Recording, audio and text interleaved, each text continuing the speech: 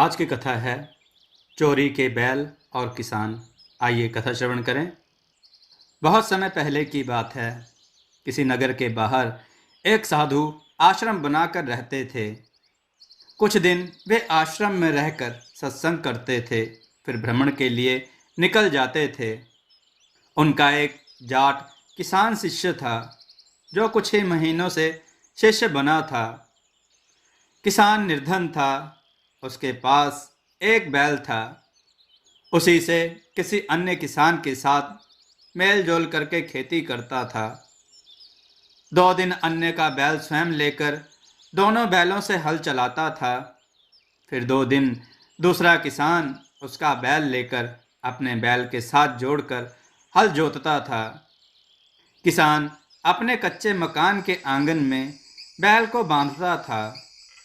एक रात्रि में चोर ने उस किसान के बैल को चुरा लिया। किसान ने देखा कि बैल चोरी हो गया, तो सुबह वह आश्रम में गया। साधु से अपना दुख साझा किया। साधु ने कहा, बेटा, विश्वास रख उस भगवान पर। दान धर्म भक्ति करता रह, आपको परमात्मा 2 बैल देगा। जो चुरा कर ले गया है वह पाप का भागी बना है। भगवान की कृपा से बारिश अच्छी हुई। किसान भक्त की फसल चौगनी हुई। भक्त किसान ने 2 बैल मोल लिए और उनको अच्छी खुराक खिलाई। बैल सांडों के जैसे ताकतवर हो गए। गांव में उसके बैलों की चर्चा होती थी। एक वर्ष पश्चात वही चोर उसी क्षेत्र में चोरी करने आया। कहीं दाव नहीं लगा। उसने विचार किया कि जिसका बैल चुराया था उसके घर देखता हूँ, हो सकता है कोई बैल ले आया हो। देखा तो 2 बैल सांडों जैसे खूंटे में बंधे थे। चोर ने दोनों चुरा लिए। किसान जब सुबह जागा तो बैल चोरी हो चुके थे। वह दौड़ा दौड़ा साधु के पास गया और साधु को बताया, तो साधु ने कहा, बेटा, तेरे घर 4 बैल देगा भगवान। चोर कभी सेठ नहीं हो सकता। पाप पाप इकट्ठे करता है। भगवान की मर्जी थी। आशीर्वाद साधु संतों का। बारिश ने किसान की मौज करा दी। भक्त किसान के पास जमीन पर्याप्त थी, परंतु बारिश के अभाव से खेती थोड़े क्षेत्र में करता था। बारिश अच्छी हो गई। 2 बैल मोल लिए, 2 कर्ज पर लिए। खेती अधिक जमीन में की।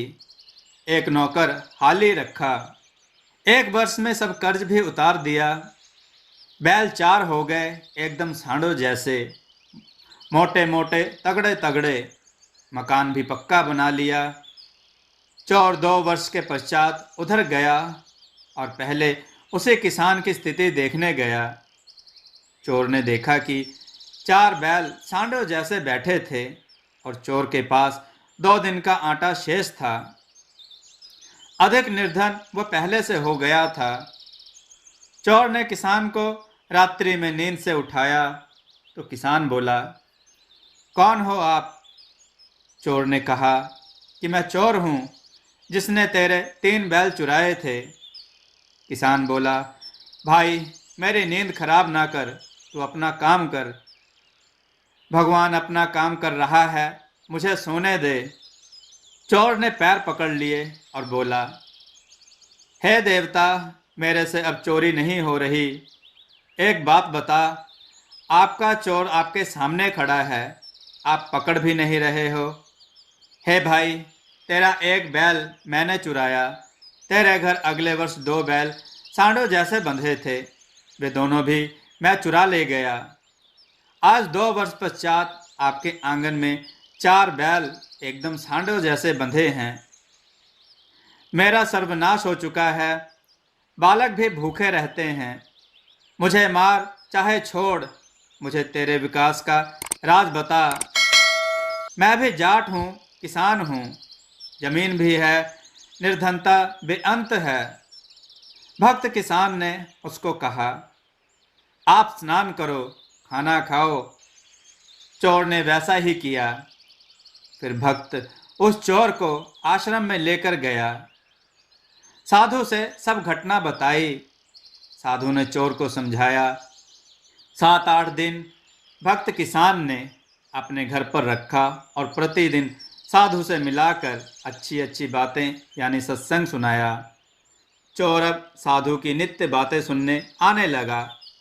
साधु ने कहा, भक्त बेटा, नए भक्त को एक बैल दे उधार में, खेती करेगा, तेरे पैसे लौटा देगा। भक्त ने कहा, महाराज ठीक है। भक्त किसान ने नए भक्त को एक बैल दे दिया। नया भक्त प्रति महीना सत्संग में आता, पूरे परिवार को भी सत्संग में लेकर आता और उन्हें अच्छे राह पर ले जाता। अब वह पूरे परिवार को भी साधु के आश्रम में लेके आने लगा। 2 वर्ष में वित्तीय स्थिति अच्छी हो गई। एक बैल, 3 पहले वाले जो उसने चोरी किए थे, बैलों के रुपए लेकर चोर भक्त उस किसान भक्त के घर आया। उसके बच्चे भी साथ थे। किसान भक्त से उस चोर भक्त ने सब पैसे देकर कहा, मुझे क्षमा करना, आपका उपकार मैं 7 पीढ़ी भी नहीं उतार पाऊंगा।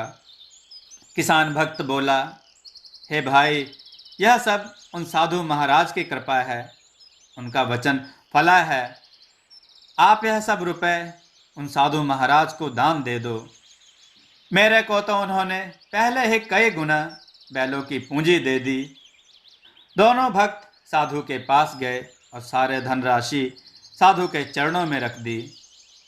साधु ने उस धनराशि से भंडारा करवाया और लोगों को भोजन करवाया। इस प्रकार चोरी का धन मोरी में जाता है। भक्त सदा फलता फूलता है, यानी बुरे कर्म का नतीजा बुरा ही होता है और सद्कर्म का नतीजा अच्छा होता है।